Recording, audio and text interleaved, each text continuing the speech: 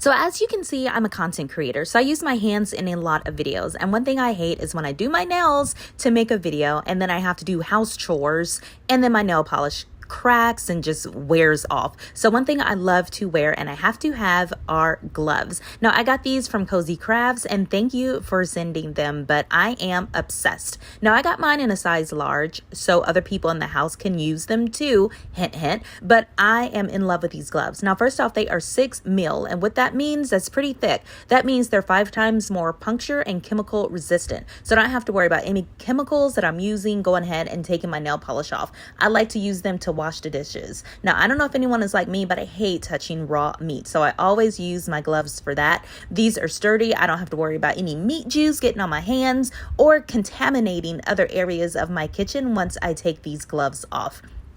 These are perfect for chores around your house, meal prepping, washing the dishes, whatever it is. I also love to use them in the bathroom area just to give everything a nice spruce up, especially around the toilets, because I hate using my hands for that. So if you were checking out these gloves thinking, do I really need these? Trust me, you do. I'm in love with them. And I think you will be too.